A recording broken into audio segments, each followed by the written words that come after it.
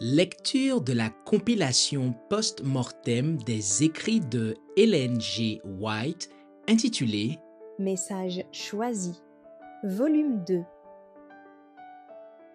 Chapitre 14. Éviter des conflits sociaux. Le temps approche rapidement où les syndicats ouvriers exerceront un pouvoir oppressif. À plusieurs reprises, le Seigneur a invité les siens à établir leur famille loin des villes, à la campagne, où ils pourront tirer leur nourriture du sol. En effet, les ventes et les achats deviendront à l'avenir un problème sérieux. Le moment est venu de prêter attention aux directives qui nous ont été données maintes fois. Quittez les villes, fixez-vous dans des districts ruraux où les habitations sont moins serrées les unes contre les autres et où vous échapperez plus facilement aux ingérences des ennemis. Lettre 5, 1904.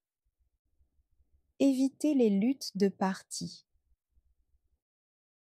Les hommes se sont associés en vue de s'opposer au Seigneur des armées. Ces associations dureront jusqu'au moment où le Christ cessera d'intercéder devant le propitiatoire et revêtira ses vêtements de vengeance. Dans chaque ville, des agents de Satan s'occupent à organiser des partis parmi ceux qui s'opposent à la loi de Dieu. Des croyants de profession et des incrédules notoires entrent dans ces partis.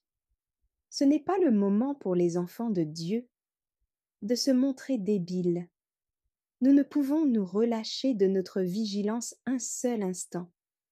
Testimony for the Church 842, 1904. Les syndicats ouvriers contribueront pour leur part à provoquer sur cette terre un temps de détresse comme il n'y en eut jamais depuis que le monde existe. Lettre de 100, 1903. Conflit entre sociétés patronales et syndicats ouvriers. Le peuple de Dieu a le devoir de se préparer en vue des événements futurs qui fondront sur lui, bientôt avec une force aveugle. Des monopoles géants se formeront. Les hommes se lieront ensemble dans des unions qui les envelopperont dans les plis de l'ennemi. Un petit nombre d'hommes se concerteront pour s'emparer de tous les moyens utilisables dans certains domaines d'affaires. Des syndicats se constitueront et ceux qui refuseront d'y adhérer seront marqués. Lettre 26, 1903. Se préparer pour l'événement final. Les syndicats et les trusts du monde sont un piège. Mes frères, gardez vos distances à cet égard. N'ayez rien à faire avec eux.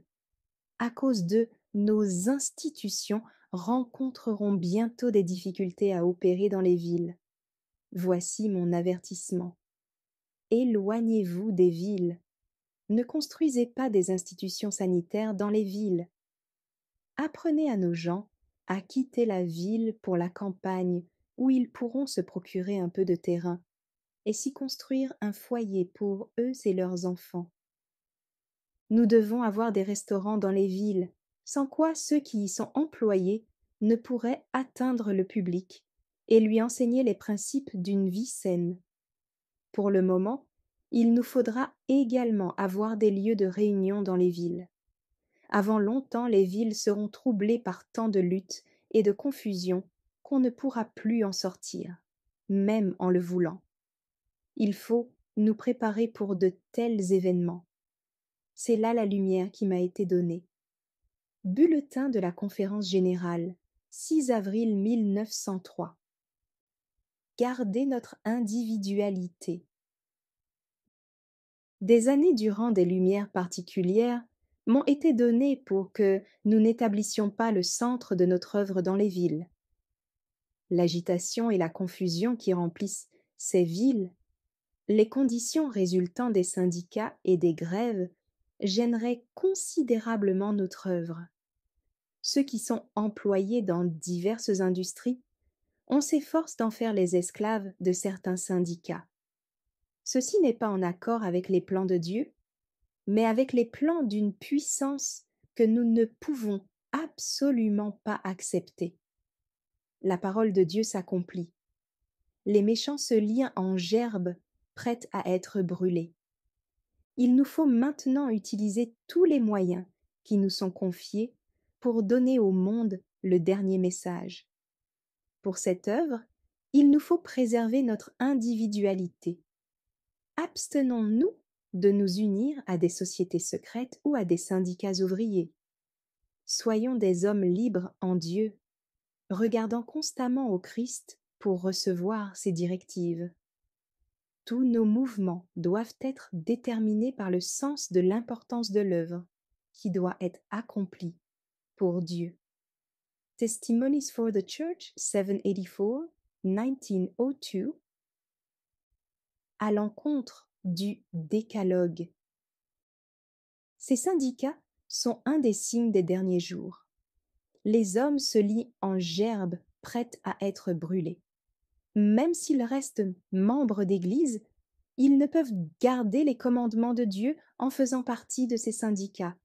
S'y rattacher, c'est manquer de respect pour tout le décalogue. Tu aimeras le Seigneur, ton Dieu, de tout ton cœur, de toute ton âme, de toute ta force et de toute ta pensée, et ton prochain comme toi-même. Luc 10, verset 27. Tout le devoir de l'homme est résumé dans ces paroles. Elles demandent la consécration de l'être tout entier, corps, âme et esprit, au service de Dieu. Comment peut-on obéir à ces paroles tout en s'engageant à soutenir ce qui ôte toute liberté d'action à nos voisins? Comment peut-on obéir à ces paroles et en même temps former des associations qui privent les classes pauvres des avantages auxquels elles ont droit, les empêchant d'acheter ou vendre, sauf à certaines conditions? Lettre 26, 1903. Syndicats qui se forment ou se formeront par la suite. Ceux qui se disent enfants de Dieu ne doivent en aucun cas se lier à des syndicats déjà constitués ou qui le seront par la suite. Ceci nous est prohibé par le Seigneur. Ceux qui étudient les prophéties ne sont-ils pas capables de voir et de comprendre ce qui nous attend? Lettre 201, 1902. Merci d'avoir écouté cette lecture. Si vous avez des questions ou des remarques sur le thème abordé, n'hésitez pas à les partager dans les commentaires et notre équipe ne manquera pas de les considérer. À bientôt sur lereste.org.